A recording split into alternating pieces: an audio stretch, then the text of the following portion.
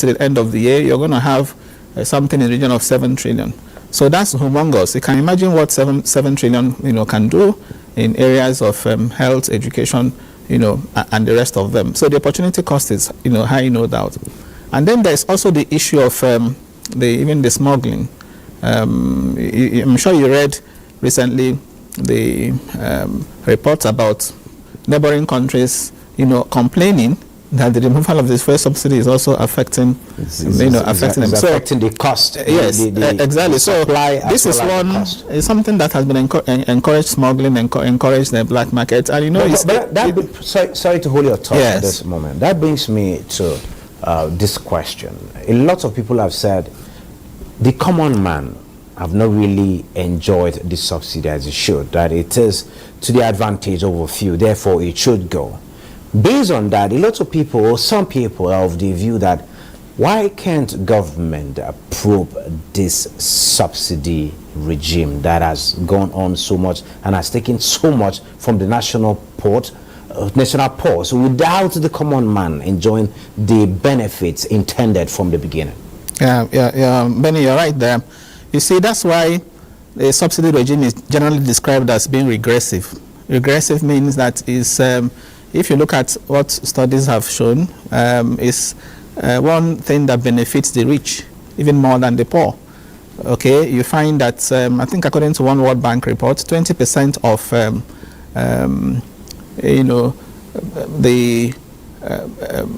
the rich in low and middle income countries use 6 times as more fuel as the 20% of the low income households. So essentially, it's actually the rich that will benefit from this fuel subsidy. So it is regressive, no doubt.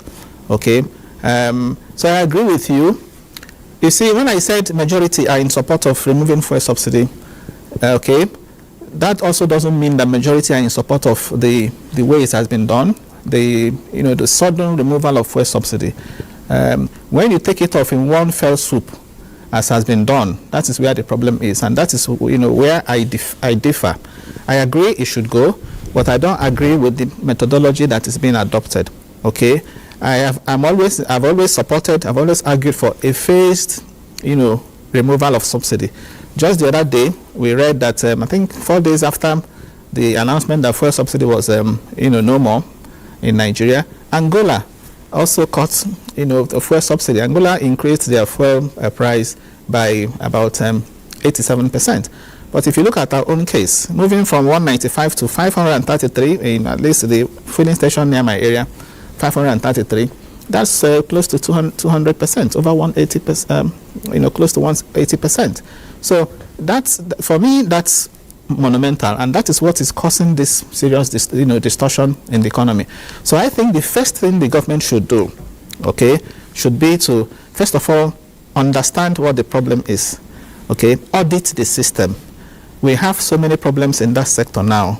As we speak, nobody can tell you the exact number of quantity of fuel that is consumed. We don't know the consumption level. We don't also know what is being imported, okay. So there are a lot of issues around that sector now that the government needs to sit down, get people to really audit the sector and bring out these statistics. It's on the basis of these statistics that whatever measure you are now bringing, in my view, would make sense. Which is also why I've said that what the government needs to do now is to bring out a stopgap measure, okay, to ensure that the effect of the removal, doesn't really cause so much distortion in the economy. I think that is already been experienced. Costs of food items is yes, that's the point I'm making. Cost of transportation. Oh yes. So what is that stopgap measure? So I'm recommending. What is the cost of this removal at this time? Of course, you should expect that inflation rate will skyrocket. Poverty level is likely to rise further, and even in the short to medium term, we are also likely to experience drop in output growth. Output growth in the sense that consumers are likely to readjust to their spending, and when that happens, once you have weak demand, weak demand can also result in low output and then low GDP, growth rate. So it's going to cause serious, spike in inflation rates, spike in, poverty rate, even including unemployment. Okay, and in my view, which is why I said that the government shouldn't just jack it off like that. There should be, a program, a plan to, to phase it out gradually, such that the impact on the economy is not, the devastating effect will not be so much all at once. Okay, and when the advantage in phasing it out, it allows you time to now fix the challenges that you have in that sector. By the way, the long-run solution to this problem will be fixing our refineries and getting enough refined products here. Okay. Now, thank God Dangote refinery, has come on stream, but we understand too that it may not start full production, okay, until probably next year. So between now and then, what do we do? What happens? So I am of the opinion that the government, can have an arrangement similar to what has happened in places like Malaysia, in places like Egypt. What did they do? Okay, they got commercial motor vehicle owners to register for smart cards, register and collect smart cards. With those smart cards, one could now purchase fuel at regulated price from NNPC filling stations or from government filling stations. So I think the smart card initiative practiced by Malaysia, introduced by Egypt in 2014, is something we can look at. Commercial vehicle owners, operators, the vehicles that are owned by maybe educational institutions, religious organizations, and places like, NTA, government institutions, can be given this preferential treatment. They're given smart cards, and they go to government-owned filling stations, NNP filling stations, and buy at these regulated prices. The other private cars, in the meantime, can continue to buy from other marketers. The good thing now is that government is saying that NNPC will no longer be the sole importer. They now want to, free up the space and invite independent marketers to also import. So if they are importing, fuel, and NNPC is also doing so, I am saying that of the NNPC, okay, should be made available in the interim at regulated prices, especially for commercial, vehicle, purposes, because the major impact this removal of subsidy is going to have will be on the, on the cost of transportation. And if you can minimize that cost of transportation one way or the other, okay, you may find that the negative impact might not be, that much. Okay, but the danger of continuing with the status quo, of not removing, subsidy, or not having the plan to remove it, is what I've just told you now. Okay, it has been an avenue of corruption. A few benefiting from the national. Exactly. While we look at the prospects and the challenges, and we wait on government to make the decisions to make life better for all Nigerians, can we afford a shutdown at this particular point in time with all these agitations? We can't afford a shutdown, and that's why I am advising that the government should continue to dialogue with the the stakeholders. Stakeholder engagement is very necessary at this point to avert shutdown of the economy. I recall in 2011 when there was an attempt to also remove fuel subsidy. I also recall, I think it was January 1st, 2012, that the announcement was made. It was followed by social unrest, followed by strikes and all that, and then the economy was shutting down. The then government of Goodluck Jonathan didn't have a choice but to revert to the old prices. So my advice to the government at this point in time is to go by, I think, the submission of the TUC. The TUC is saying, while talks are ongoing, revert to the status quo. Revert to status quo, which in my view makes a lot of sense. You go back to status quo while the talks are ongoing. And I am also believing that these talks should be in the area of having a plan, having a program, to eventually take out oil subsidy, because it's something that, except to deal with it, it is not going to allow this government to function. This government is not going to find money anywhere to function. Okay, and the recommendation I made about stopgap measure will also cost the government some money. And where would this money be coming from? In my view, it should come from the Central Bank of Nigeria. This is the time the Central Bank can afford to now use ways and means to support this measure. I'm aware ways and means can lead to inflation, but which one do we prefer? Okay, between the devil and the blue sea, is it creeping inflation or galloping inflation? If you take off oil subsidy the way it has been done, it will result in galloping inflation. Yes, but if you get the central bank to support some sort of again palliative, because that's the way I see it.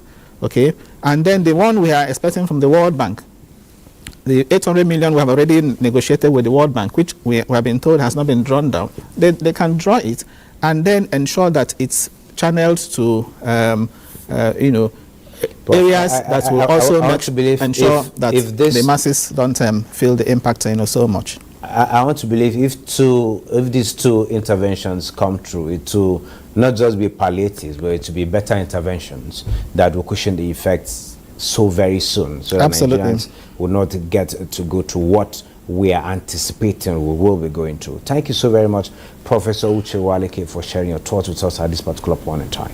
Thank you, Benny.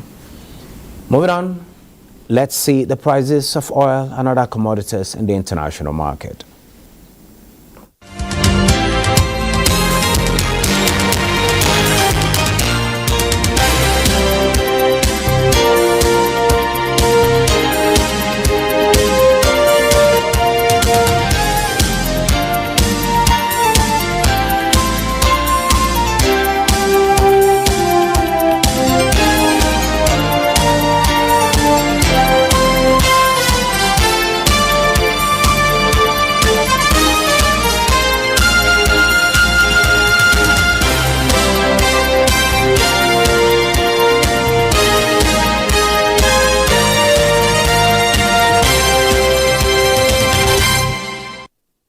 Nigerian stocks post best return in sub-Saharan Africa for the month of May. Bosirable has an overview of the numbers for the week ended Friday, the 2nd of June 2023.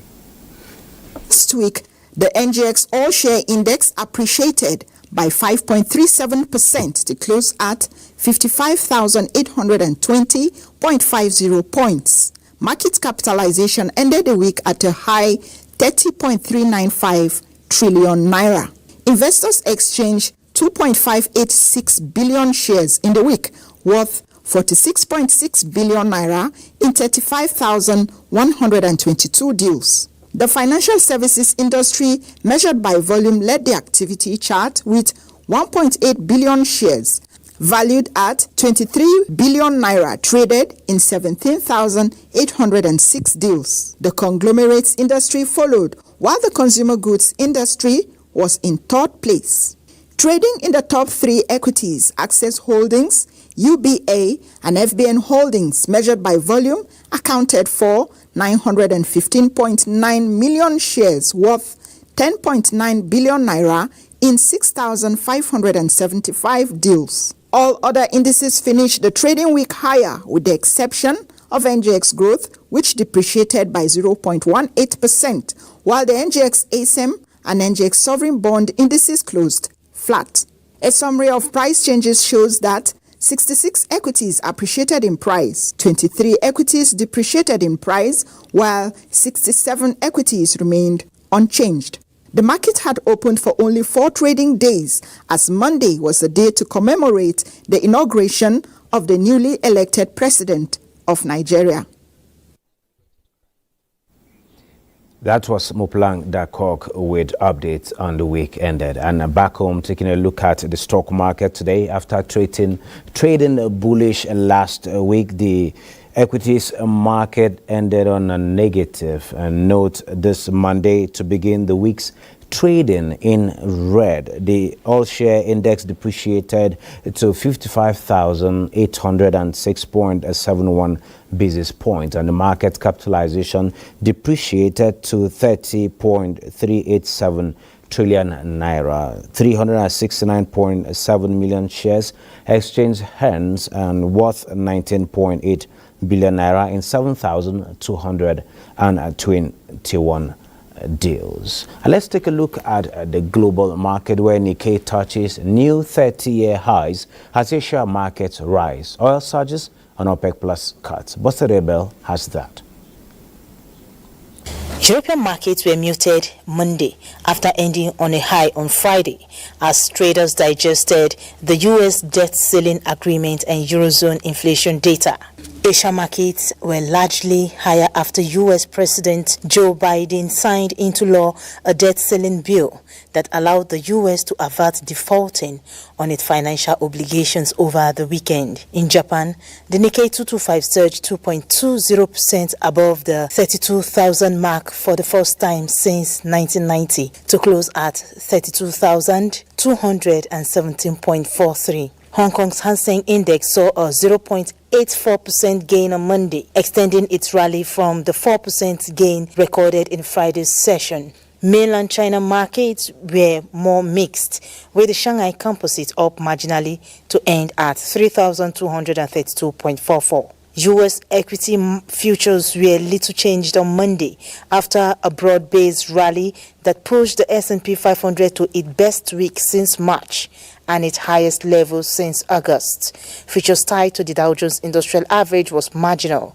S&P 500 were flat, while Nasdaq 100 futures dipped 0.27%.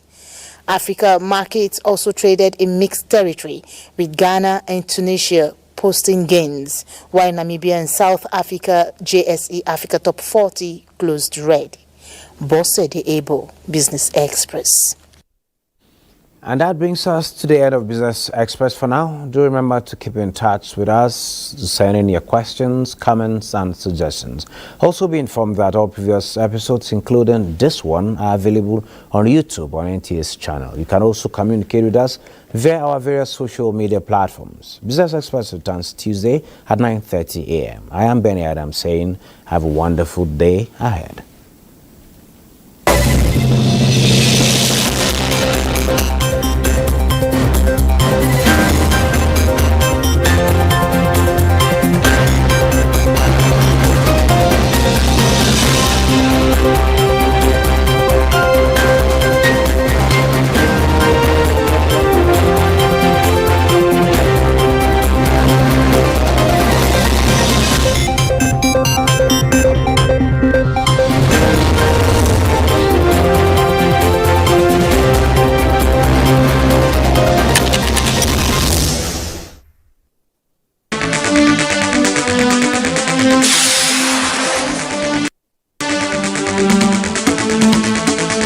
NTA Tuesday Live, analytical, in-depth, educative and interactive on national issues accommodating all sides of opinions.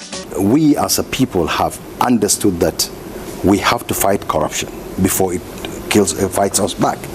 Poverty has a financial index, so it should be fought also with a financial weapon. Give it to the social investments program. It has been a very courageous battle. Tuesday Live, every Tuesday at 10:30 p.m. Join us.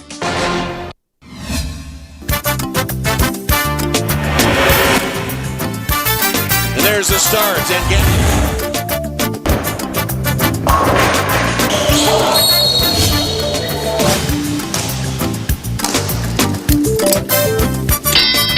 promises to Shara.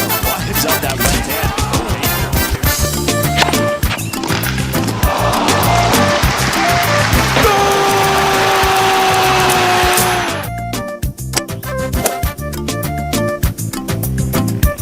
Archbishop of basketball, goal! He hung on that net like a stalk up a tree. NTA Sports 24 brings you all sports, all time and all day. Tune in to watch NTA Sports 24 on Star Times Channel 270, Star Sat on Channel 434 and Free TV on Channel 731.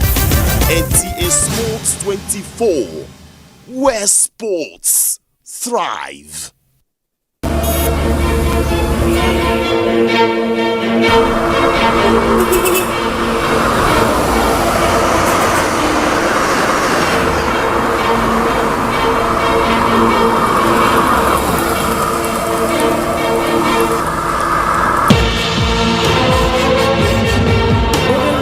Drive in the rain? It depends on the velocity of the rain.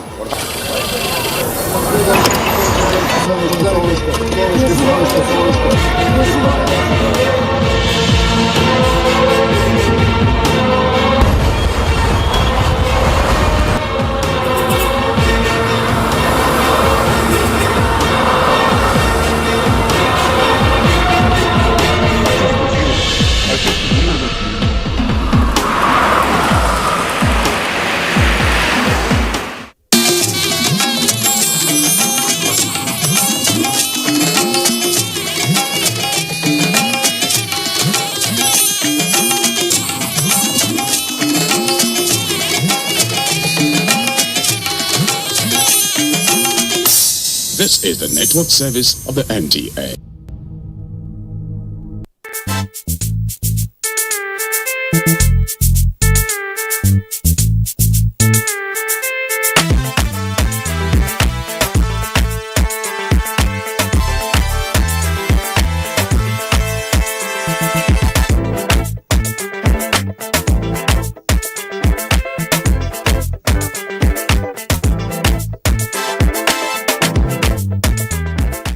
Capacity building is the improvement in an individual's or organization's facility to produce, perform, or deploy.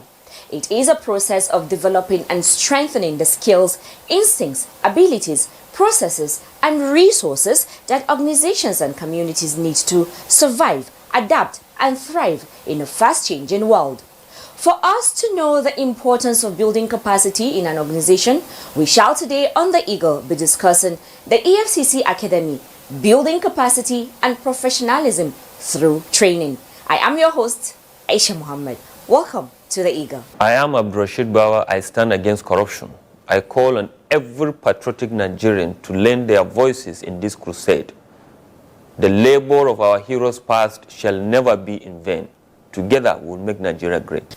The Executive Chairman of the Economic and Financial Crimes Commission EFCC, Abdurrashid Bawa, in Riyadh, Saudi Arabia, has called for enhanced international collaboration in asset recovery efforts. He made the plea while signing a Memorandum of Understanding MOU with the Oversight and Anti-Corruption Authority, Nazaha, of Saudi Arabia, a development which marked a significant milestone in strengthening international partnership to address the complex challenges posed by corruption. The report. The event, which is a follow-up to the EFCC chairman's participation in the ministerial meeting of anti-corruption law enforcement authorities in the Organization of Islamic Countries, OIC member states, in December 2022 to adopt the Makkah Al-Mukarramah Convention, where the two agencies had resolved to reinforce their commitment to combat corruption with an MOU. The Nazaha is the lead anti-corruption agency in Saudi Arabia and shoulders the responsibility of safeguarding integrity in both public and private sectors. The agency plays a crucial role in combating corruption, gathering data and compiling statistics on agencies falling under its purview, while also coordinating anti-corruption efforts across the public and private sectors. A significant component of the visit was a sharing of experiences and insights on asset recovery. The EFCC, recognized as a global leader in this domain, delivered a special presentation on its extensive expertise in asset recovery. During the presentation, the EFCC boss underscored the factors that contribute to a successful asset recovery regime, emphasizing the criticality of access to relevant information through intelligence gathering and seamless information exchange with partner law enforcement agencies as well as regional and international networks. Significantly, Bawa highlighted the instrumental role of West Africa's network of national anti-corruption agencies, NACIWA, an esteemed network which he currently leads, in facilitating regular law enforcement cooperation, joint investigations, and coordinated efforts in asset recovery and extradition. Emphasizing the need for a robust legal framework, Bauer further identified the critical role of comprehensive laws for prosecuting both conviction and non-conviction based asset forfeiture, adding that such legal measures would serve as a deterrent and enable the recovery of stolen assets for public good. He further reiterated the significance of trust building among law enforcement agencies and stressed the importance of global heads of law enforcement agencies establishing long relationships among themselves based on trust and shared goals in combating corruption. In his closing statement, the president of Nazaha, Mazan bin Ibrahim bin Mohammed Al Mahmoud, expressed gratitude to the EFCC chairman for the extensive and insightful presentation, which shed light on the EFCC's invaluable experiences in the field of asset recovery. He extended a request for an expanded experience sharing visits by the EFCC's asset recovery experts to the Saudi Anti-Corruption Agency, which will provide an opportunity for both agencies to delve further into the intricate workings of the international asset recovery legal framework, allowing for more in-depth discussions and collaboration. Before returning to Nigeria, Bauer will also have the privilege of visiting the Saudi Ministry of Finance for a presentation on the renowned e-procurement platform Etimad. This interactive section will serve as an opportunity to exchange experiences and discuss effective strategies to combat corruption in public procurement. The Saudi government has successfully implemented Etimad as a way of mitigating the risk of corruption in procurement-related matters. This visit by the executive chairman to Saudi Arabia reflects the EFCC's unwavering commitment to combating corruption and strengthening international partnerships. By sharing best practices, exchanging knowledge, and fostering trust, the EFCC and Nazaha have paved the way for enhanced cooperation, ensuring the recovery of stolen assets and holding criminals accountable. The executive chairman of the Economic and Financial Crimes Commission (EFCC), Abdurrashid Bawa, has called on university undergraduates and youth across the country to stand up and join hands with the EFCC in its fight against corruption, economic and financial crimes. Bawa made the call while receiving members of the Zero Tolerance Club for Corruption, Ahmadu Bello University Zaria, who paid him a courtesy visit at the corporate headquarters of the commission. We'll bring you details of this and stories of the inauguration of Zero Tolerance and Integrity Clubs in Lagos and Sokoto. These are efforts being made to take the anti-corruption fight to the doorsteps of children and youth to make Nigeria a better place for all. Stay tuned. The executive chairman of the EFCC, Abdurrashid Bawa, spoke through secretary to the commission, George Emungu, and stressed that Nigerian students have every potential and power to stoke the fire of anti-corruption. He stressed that Nigerian students are very powerful and strong-willed to mold themselves into what they want to become while in the university. Emungu said if students and the youth stand up against the vices of corruption, economic and financial crimes, the nation would achieve 100% in terms of development and well-being of the people. I want to leave you people with your own words. You said that you chose to join Zero Tolerance Club because in your consideration, corruption affects every facet of the Nigerian economy. That is why what you are doing is greater than any other, professional or personal thing that you would have done. So this is what we should carry. Emungu admitted that the task of fighting corruption is arduous but rewarding and urged youths to offer their best shot in embracing integrity and accountable conduct. He also pointed out that the only way Nigeria can achieve its full potential is when we all shun this vice of corruption, economic and financial crimes, and called on students and other youths to stand shoulder to shoulder with the EFCC as representatives of the Commission. Earlier in his address, chairman of the university's Zero Tolerance Club, Sabo Salim, has stated that the club is a platform for contributing in the fight against corruption and related cases in the school. He said that the club is used to promote a culture of patriotism, honesty, accountability, morality among other students, and to complement efforts of the EFCC. He urged the EFCC to include members of the club in its activities and offer them training and other supports. The Lagos Zonal Command of the Economic and Financial Crimes Commission, EFCC, has inaugurated the EFCC Integrity Club in Methodist Boys High School, Victoria Island, Lagos. Speaking on the occasion, the Executive Chairman of the EFCC, Abdurrashid Bawa, urged the students to be anti-corruption ambassadors. Bawa, who was represented by the Zonal Commander, Lagos Command of the EFCC, ACE1, Michael Wetkas, urged the students to uphold the core values of the club, which are integrity, discipline, honesty, and patriotism. He stressed that as students, youths, and leaders of tomorrow, they need to have deeper insights into the havocs being wreaked on the nation by the monster of corruption. He advised the students to channel their creative energies into useful engagements and not into dishonest and dubious means of cheating others of their resources. In his remarks, a teacher and patron of the club, Omar Felix, expressed his gratitude to the EFCC for inaugurating the club in the school, while urging the students to shun any involvement in acts of corruption and financial crimes. According to Felix, the school and students are ready to partner with the EFCC in the fight against economic and financial crimes by speaking up against corrupt practices within the school and the environment at large. About 250 students took oath of service alongside the executives. In a related development, the Sokoto Command of the EFCC has launched Zero Tolerance and Integrity Clubs in the Usmanu Danfodio University and the Usmanu Danfodio Memorial Secondary School, both in Sokoto. The Zero Tolerance Club was launched at the university while the Integrity Club was launched at the secondary school. Speaking at the event, Executive Chairman of the EFCC, Abdurrashid Bawa, who was represented by the Sokoto Commander of the EFCC, ACE Ali Yunusa, stressed the need for students to join and actively run the clubs to curtail corrupt practices in their environments.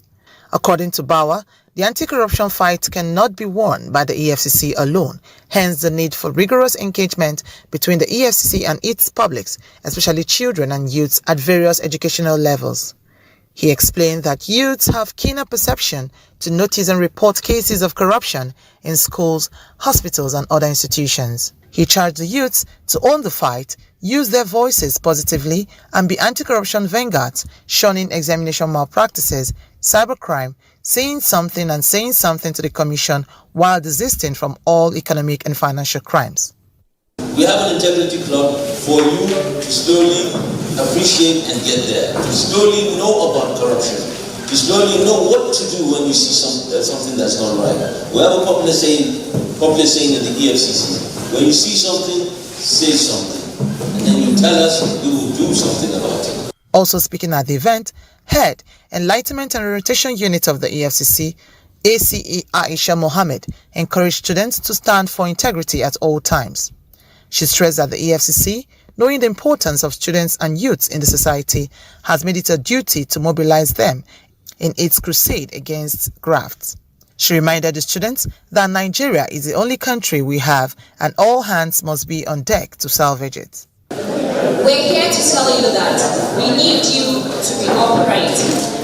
We need you to understand corruption starts from a very young age. You see that exam malpractice? When they tell you that you have exam tomorrow, instead of you to sit down and read, you now sit down when somebody is writing or you have chokes in your pocket, you don't bring it out. It's corruption. And that's how it starts. You see somebody keeping her pencil, or maybe she writes her name inside her biro, you don't go and remove it and say it's your biro. It's corruption. And that's how it starts. So we're here to tell you that please and please and please, you should be upright. We want you to be students and people of integrity. So this manual is to guide you. We have everything in here that will tell you what you are supposed to do and what you are expected to do. Earlier in his welcome address, Dean Student Affairs, Usmanu Danfodio University, Professor Aliyu Umar, who stood in for the Vice Chancellor of the university, admonished all undergraduates to eschew the get-rich-quick syndrome bedeviling youths of the country. He stressed that wealth does not equate integrity and status in the society, as no human is buried with what he or she has acquired. In her own welcome address, Principal of Usmanu Danfodio Memorial Secondary School, Mrs. Fatima Abubakar, welcomed the idea by the EFCC to establish integrity clubs at primary and secondary school levels, stating that this has provided a rare opportunity of engaging the young ones at their most formative years. Golden Onwura, reporting for the Eagle.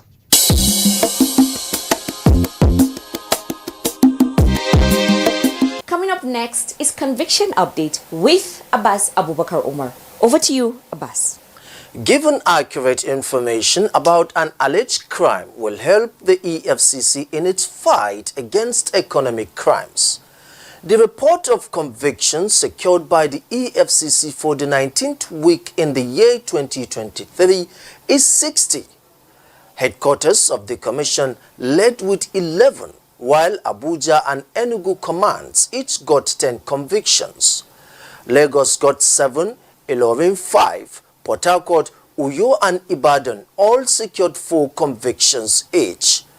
The Gombe command got 2, while Kano, Makurdi and Sokoto commands each got 1, bringing the total convictions in the 19th week of 2023 to 60. My name is Abbas Abubakar Umar. Back to you, Aisha. Capacity building often involves complementing a series of deliberate action steps and using a combination of complementary strategies such as assessment, strategic planning, information sharing, training, technical assistance, coaching, resource development, and evaluation that supports an organization to achieve its mandate. On our interview segment, we'll be discussing the EFCC Academy, building capacity and professionalism through training. Ojochukutami, take it from here.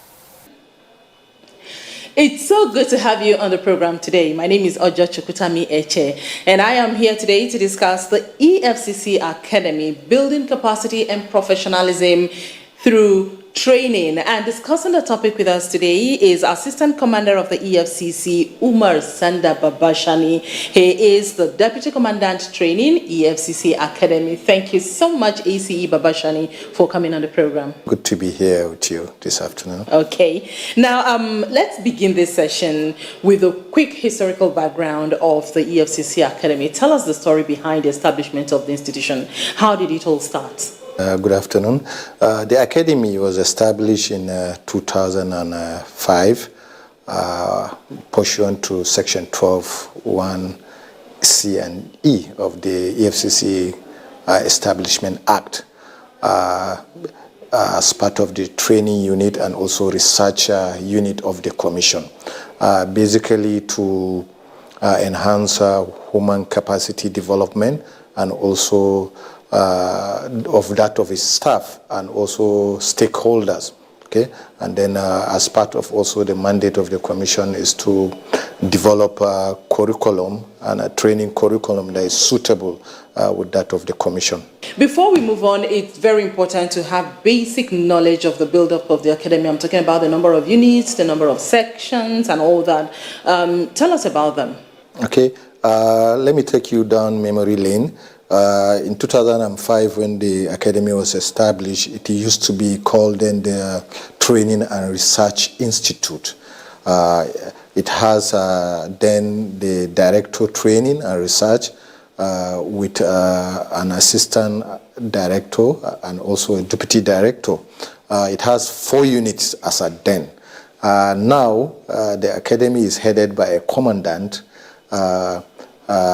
assisted by 2 Deputy Commandant Training and also Deputy Commandant Admin.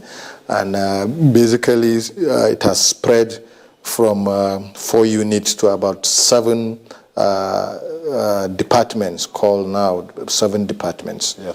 So, and among those departments, also we have smaller units that assist the Academy in discharging its functions as support unit. Also, we have departments like the General Services, the ICT department, the facility department to ensure that the structures of the Academy are intact. Let's talk about the courses and trainings that the EFCC Academy offers. What are they? What kind of courses should people expect from the Academy? Okay, going by the SOP of the Academy, the Academy undergoes, or let me say, the Academy does training in these areas. Number 1, the cadet training. Now, the cadet training basically is to develop capacity of the operational department and other department in terms of training of fresh graduates. Okay, so, and then the academy also does the human capacity development, or what we call the career development trainings, where existing staffs come over time to enhance their capacity by way of training and seminars and workshops. The academy also has another type of training called the induction training, where especially staff that have been seconded from other institutions are given training for a period of time to equip them with the duties and functions of the commission. As a commission, and of course their operations in the general public, so I'd like you to tell us, from the feedback so far, how would you rate, or what would you say about the impact of the training that the academy has been, meting out to our officers of the EFCC? Okay, training is very integral aspect of the function of the commission. Like we've always said, when the brain stops learning, it begins to die. Okay, so there's a need for training and retraining. As part of the mandate of the commission, we must sensitize both the staff and also the stakeholders. So in terms of impact, of course, this training has assisted the commission in discharging its duties. The operatives out there need to develop their knowledge. Crimes develop over time. There are technological development, and so also crime. Okay, let me take you up on the issue of stakeholders, because you said you train EFCC officers as well as stakeholders. So we understand the institution's training goes beyond the commission. How does this play out in the scheme of things? I'm talking about the training of other agencies or other organizations that have some kind of affiliation with the EFCC. Okay. Like I said, for the commission to be able to discharge its duties, it must ensure that stakeholders are at par with what goes on in the academy, in the commission. So in doing that, stakeholder training is also conducted for financial institutions who are basic stakeholders in terms of exchange of information, financial information. So the stakeholders are necessary. And then we also do trainings for designated non-financial businesses and profession who are also part of our stakeholders. Then looking at other law enforcement agencies, the custom, the immigration, the DSS, we have training that brings us together to ensure that we are on the same page. Okay, you've told us about the training of officers as well as stakeholders, but it was in the news recently that the academy will soon commence the award of professional or degree certificates. What is the situation at the moment? What should the general public expect in the nearest future? Thank you very much for that. As part of developing its mandate, the academy has been in talks with a lot of institutions. Of course, the commission itself have signed MOUs, Memorandum of Understanding, between some few universities. Notable among them is the Ahmadu Bello University, Zaria, the University of Abuja, the Nasarawa State Universities, and some few private institutions. These meetings or these MOUs aim at developing curriculum for degree awarding situations and also diploma awards. Now, for now, what has gone far is the postgraduate diploma, the diplomas and the postgraduate diplomas. We've gotten approval to run those courses, and we have even developed 2 modules. Okay, there's diploma in crime investigation and also diploma in economic and financial crime studies. Now, talking about EFCC today and EFCC tomorrow, where do you see the commission in the next, let's say, 10 years? Yeah, I did mention that in 2014 we invited West Africa to the academy. In fact, academy has become a training center for law enforcement officers in West Africa. So very soon we will have the whole of Africa coming. Plans are already on ground to ensure that not only the law enforcement officers in West Africa benefit, but the entire African region. So also in terms of individual contact, the academy have trained some few African countries to develop their own academies. Talking of Liberia, Kenya, Sierra Leone, all have approached the academy. So I see the academy being like a center of excellence for other law enforcement. So you see the EFCC Academy as a center of excellence in the next 10 years. That's very encouraging. I would like you to give us, before I let you go, your final words on this segment of the program. I would like to say training is very necessary, and there's a need for continuous development to ensure that functions are being delivered, to ensure that goals are being met, to ensure that objectives are being attained. So there's a need to focus more on training and how best to sensitize the public on what training can make than through the eagle. So I say kudos to the eagle. And that's it on the segment of the program. We've been speaking with Assistant Commander of the EFCC, ACE Umar Sanda Babashani. He is the Deputy Commandant Training, EFCC Academy. I hope you learned a thing or two from this conversation or chat with the Deputy Commandant. EFCC Academy is going to be the center of excellence in the nearest future. My name is Oja Chukutami Eche, handing you over to Aisha Mohammed for the rest of the program. Now, before we end the program, here is an important announcement. The attention of the Economic and Financial Crimes Commission EFCC has again been drawn to a spurious recruitment portal www.efcc.gov.ng/efcc/careers, notifying all eligible applicants of a scheduled employment drive starting from May 23rd, 2023. The Commission has no such recruitment portal, and neither is there any employment schedule at the moment. Members of the public are enjoined to ignore the recruitment portal. Promoters of such employment scam are warned to desist from their fraudulent schemes or risk arrest and prosecution by the Commission. To be forewarned is to be forearmed. With that, we have come to the end of today's episode of The Eagle. We'll come your way again next week for another interesting edition. Let's keep the conversation going by sending a mail to info@efcc.gov.ng, or you call us on 0809 3322644.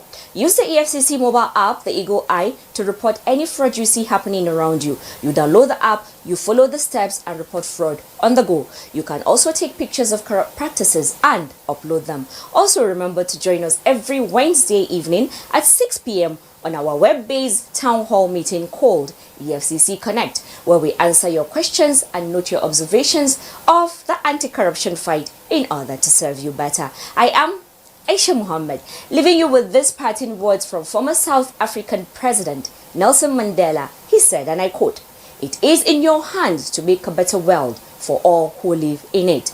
The responsibility is on our shoulders to change the narrative and make Nigeria better for our children and those yet unborn. Stand for integrity and do the right thing always. Goodbye. God bless Nigeria. Please do stay safe, be kind to yourself and to others around you, and do enjoy the rest of the week."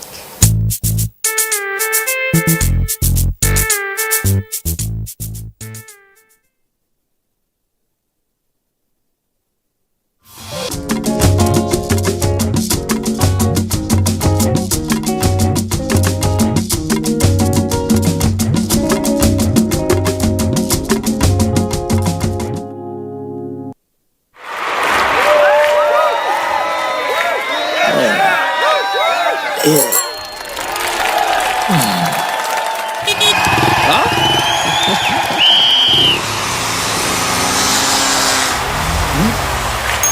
entrant, latest technology. Welcome to Intel 4G LTE Advanced and experience super fast internet access today. Visit intel.com.ng or any of our stores in Lagos, Abuja, and Port Harcourt to get started.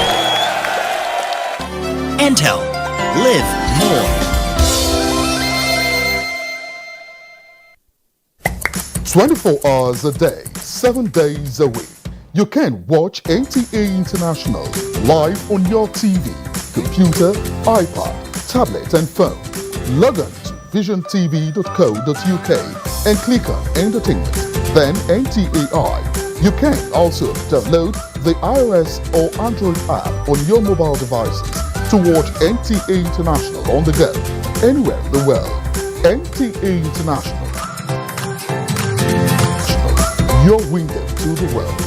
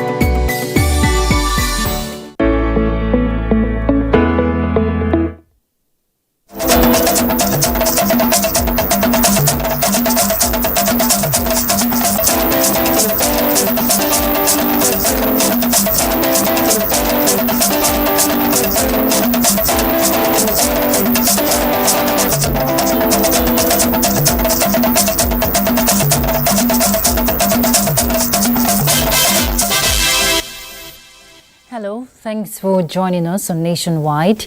I'm Ruth Aguela. President Bola Tinubu is tasking the national security agencies to improve their knowledge base to complement the infrastructure already on ground in fighting terrorism and violent extremism. The president threw the challenge as he visited the National Counter-Terrorism Center and the National Security Advisors Office in Abuja on facility tour. State House correspondent Musbahu Damwahab reports. First time out of the presidential villa by President Tinubu, and this visit to the National Counter-Terrorism Center certainly counts more than the steps, a clear demonstration of his administration's intent to prioritize national security.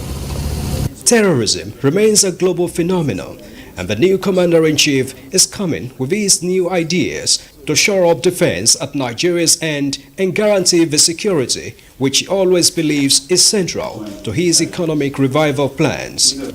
The president is impressed with the state-of-the-art facilities and placed here to coordinate and check security threats, but he identifies a missing link to optimize the infrastructures on ground.